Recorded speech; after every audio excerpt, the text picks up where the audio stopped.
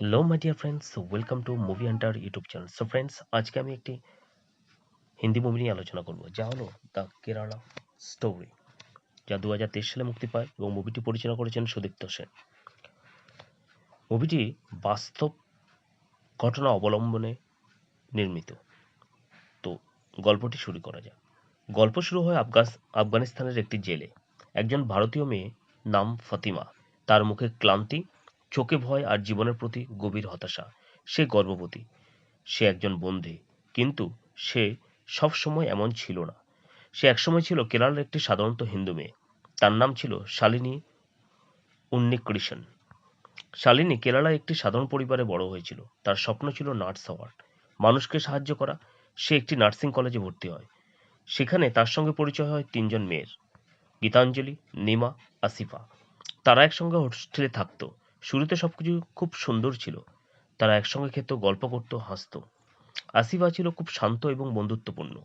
সে শালিনীর খুব কাছে বন্ধু হয়ে ওঠে, কিন্তু ধীরে ধীরে সে শালিনীর মনে কিছু প্রশ্ন ঢোকাতে শুরু করে। সে বলতো, তোমার ধর্ম তোমাকে কি দিয়েছে? আমাদের ধর্মই সত্য। শালিনী প্রথমে এসব গুরুত্ব দেয়নি, কিন্তু আসিফা প্রতিদিন তাকে বোঝাতে থাকে। ধীরে ধীরে শালিনীর মনে সন্দেহ জন্মায়। একদিন আসিফা শালিনীর সঙ্গে পরিচয় করিয়ে দেয় একজন ছেলের, যার নাম ইশাক। ইশাক খুব ভদ্র ছিল। সে শালিনীর যত্ন নিত, তার সঙ্গে সময় কাটাতো। শালিনী তার প্রেমে পড়ে যায়, কিন্তু সে জানতো না এই প্রেম ছিল একটি পরিকল্পনা। ইশাক শালিনীকে বলে, তুমি যদি আমাকে সত্যিকারে ভালোবাসো, তাহলে তোমাকে আমার ধর্ম গ্রহণ করতে হবে। শালিনী দ্বিধায় পড়ে, কিন্তু সে ইশাককে হারাতে চায়নি। সে নিজের পরিবার ছেড়ে দেয়, নিজের পরিচয় ছেড়ে দেয়। সে ইসলাম ধর্ম গ্রহণ করে। তার নতুন নাম হয় ফাতিমা। ধীরে ধীরে ফাতিমা বুঝতে পারে তার জীবন বদলে যাচ্ছে। ইশাক আগের মতো নেই। সে এখন কঠোর। সে ফাতিমাকে নিয়ন্ত্রণ করে, তার ফোন, তার চলাফেরা, সবকিছুই। ফাতিমা বুঝতে পারে সে একটি ফাঁদে পড়েছে।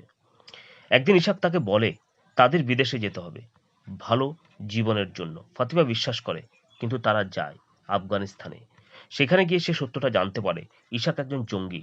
সে ফাতিমাকে বিক্রি করে দেয়। ফাতিমা এখন একজন বন্দী। তার উপরে অত্যাচার করা হয়। তার কোনো স্বাধীনতা নেই। সে পালাতে পারে না।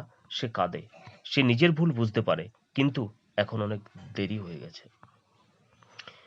গীতাঞ্জলি, নিমা, তাদের জীবন ধ্বংস হয়ে যায়। কেউ মারা যায়, কেউ নিখোঁজ হয়। তাদের স্বপ্ন শেষ হয়ে যায়। আফগানিস্তানে ফাতিমা একজন বন্দী হিসেবে ধরা পড়ে। সে জেলে যায়। সে গর্ভবতী। সে জানে না তার ভবিষ্যৎ কি। সে শুধু একটি কথা ভাবে, আমি কেন এই ভুল করলাম? ফাতিমা তার অতীত মনে করে, তার পরিবার, তার মা, তার পুরনো জীবন। সে কাঁদে। সে বুঝতে পারে সে সবকিছু হারিয়েছে। ফাতিমা জেলে বসে নিজের গল্প বলে। সে চায় অন্য কেউ যেন তার মতো ভুল না করে। সে চায় অন্য মেয়েরা সতর্ক হোক। তার চোখের জল, তার জীবন আর কোনো আশা নেই। এই গল্প একটি মেয়ের স্বপ্ন থেকে দুঃস্বপ্নে যাওয়ার গল্প, ভালোবাসা থেকে প্রতারণার গল্প, স্বাধীনতা থেকে বন্দী হওয়ার গল্প। এই সিনেমাটি আমাদের দেখায় কিভাবে একটি সাধারণ মেয়ের জীবন ধ্বংস হয়ে যেতে পারে, কিভাবে ভুল সিদ্ধান্ত জীবন বদলে দেয়, কিভাবে প্রতারণা মানুষের জীবন শেষ করে দেয়।